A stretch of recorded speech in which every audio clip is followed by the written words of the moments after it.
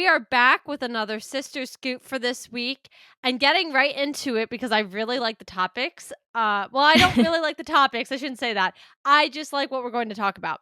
The first thing, big news is that Blade has lost another director. Yeah, this is number 2, and honestly, I'm really, really excited for the Blade movie. I did get a chance to watch the original trilogy with Wesley Snipes, and I thought those were, good. If you think about what was coming out in the 90s, early 2000s, I felt like that was, right there in terms of quality, and I think he's an interesting character, and I really like Mahershala Ali. He's a super impressive and talented actor, and when it was announced that he was going to take over the role, I was super pumped.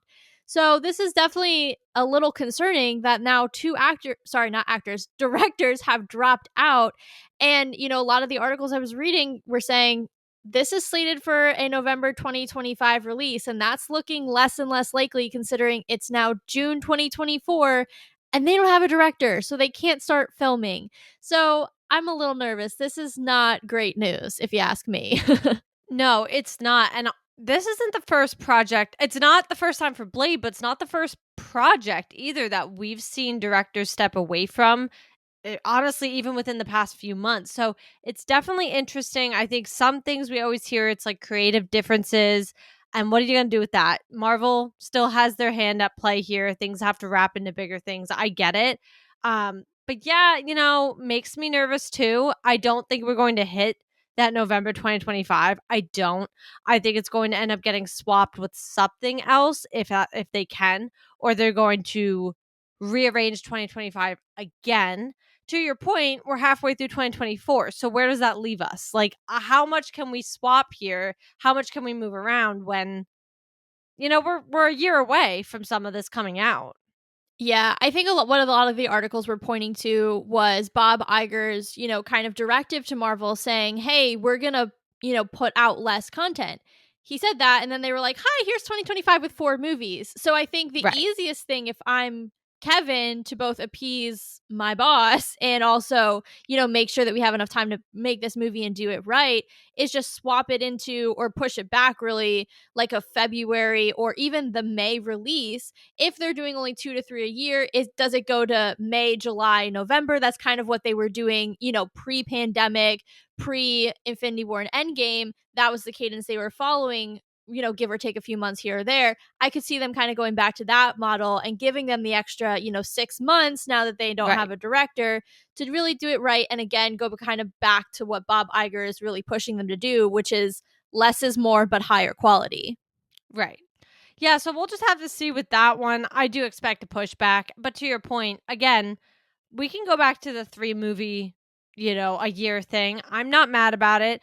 And I mean, with Infinity War Endgame, they had pushed up to April so that they could do the whole A thing. So even if they did the April, July, and November, or I know we've had some release in December, September, we've had them across the board. So it's not like they can't go back to it. I'd be fine with it. We've got 3 really awesome movies that I know you and I are both really excited for next year. Yeah. Not that we're not excited for Blade, but I definitely personally would put that probably lowest between the 4 movies that are supposed to come out. So I'm saying the same thing. Let's just push it back, figure it all out, and move ahead that way. But we're going to shift to our next one, which is a little bit different because our third one's actually in the same realm as Blade a little bit. But our next one is that Jon Hamm is supposedly in discussions with Marvel or DC. Kind of seems like there's been some back and forth, could be having discussions with both. Looks like he just really wants to be a superhero or in a superhero movie, no matter how he does it. Yeah, I mean, I didn't know this about Jon Hamm. I feel like we just talked about him in one of our recent We casting casted episodes. him in something for the X-Men, yeah. Yeah, I think wasn't it Cable? I think it was the most recent episode that just came out. So, yeah, I mean, look, I don't think he's right for Cable personally, but I do want him in the MCU. He's a fantastic actor. I think he could absolutely nail a role. One thing that I was actually really surprised to find out when I was doing my research for this episode was that he almost played Mr. Sinister in one of the X-Men franchises. So I thought that was fascinating because I was like, huh, like that's interesting. That would be pretty cool. Yeah, I think he could actually do a really good job in that role. So I would love to see him. I think if I had to pick a franchise for him. play Mr. Sinister? I don't see why not. I mean, that's one villain. We talked about this when we were doing X-Men 97. That's one villain they've never actually brought into live action. They've done Right, Apocalypse. They've done, Dark Phoenix, which technically is a villain because it's the villainous era of Jean Grey. They've right. obviously done Magneto, all of that. So, one glaring villain that has been really prominent, at least in our understanding of the X Men, because of the shows that we've watched, is Mr. Sinister. And he could be really, really fun. I think he could bring that role to life really well. I do kind of want to see him in the X Men franchise. I think that's kind of where I feel like he might fit the best. And I love that role for him. So if we can like make that happen in a way that they weren't able to last time, I'd be really into it. Yeah, I mean, I don't know who else he'd play in general. I mean, let's be real. There are so many roles out there that even if they're not inherently a big name to us now, they could be. So he could play anybody, and that's fine. But I think, that would be a really fitting role for him, especially if he was supposedly supposed to play it before. Let the man do it.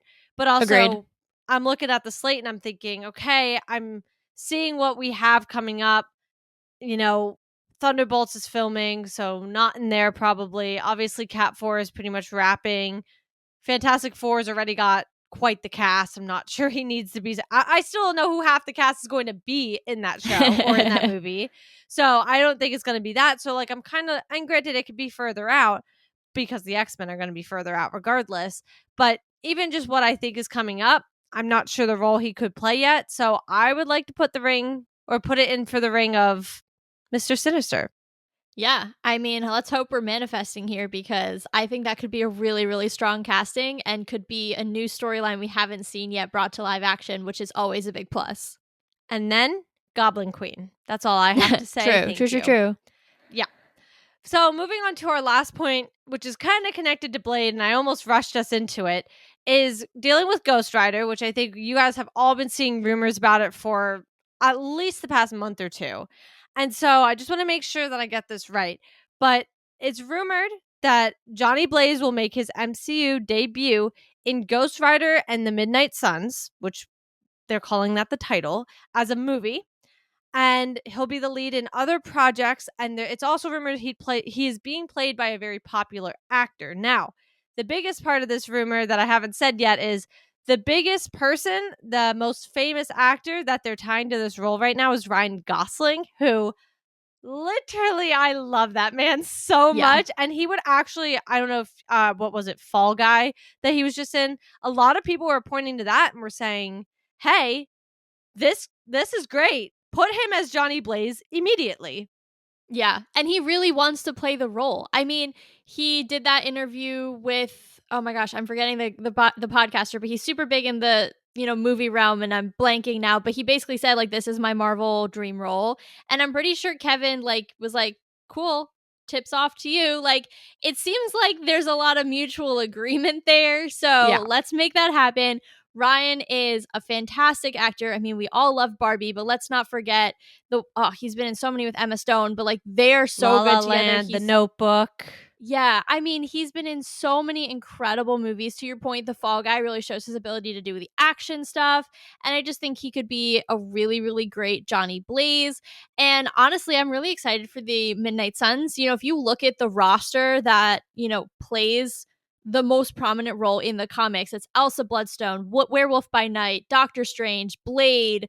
Obviously, Johnny Blaze is in there, and a few others. But everybody I just named is either in the MCU or rumored to be coming Moon in. Knight. So, yes, Moon Knight, he's another big one. So, there are so many pieces that are on the board. It would actually kind of be a waste and like really dumb not to do Midnight Suns at this point within a couple of years once all of these folks are on the board. So, I'm really excited about that movie. I think whenever that's announced, if that's coming out 26, 27, 28, whatever, that is probably going to be my most anticipated movie of the year because that's just going to be like what Echo was in terms of like intensity and level of gore, but like in a whole different realm with some magic and vampires and fantasy and like all that stuff. I mean, it's gonna be insane. I'm so excited.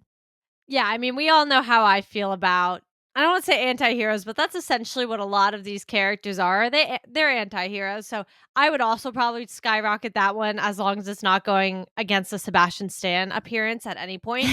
But or a Scarlet Witch movie, because I see you, Marvel, and you see me, and you see all of us out here. So let's just do what we need to do here. But yeah, I would like to see it. I'm excited. We've been talking about the Midnight Suns. I think for our last newsletter, we just did a roster rundown. So as you said, you named some great people. But I hope if they're gonna do the combined kind of movie for that, I hope they give enough time to introduce us to Ghost Rider, because we really have only had that one off with Nicolas Cage. So we haven't had Ghost Rider in the MCU or done really intensely before, I guess. So I would like to see them do that origin and not have it overdone by the Midnight Suns kind of story as well. I agree. And because the only other, portrayal that we've seen was Robbie Reyes in Right. Agents of Shield, which doesn't even really count because it's not fully, our universe, at least in the multiverse of the MCU. So, we really were owed a Ghost Rider origin story for sure, because that's not going to do a character justice to just introduce him in the middle of a Midnight Suns team up. That Right. never Right. works. Don't do it. Not with a character of that caliber. Period. The end. That's my soapbox for the episode. No, I couldn't agree more. And that's my only concern with this. Otherwise, I want to see Ryan Gosling. I want to see Ghost Rider. I want to see the Midnight Sun. So, however it happens, it happens. But we could probably live on this point for another 30 minutes, but we don't have the time to do that. So, this has been this week's Sister Scoop. You guys can follow us on all of our socials at Sisters Assembled or Sis Assembled Pod. I think that's only Twitter. But make sure you guys are also subscribing to our YouTube channel so you guys keep getting more Sister Scoop. And we'll be back next week with more Marvel news. Bye.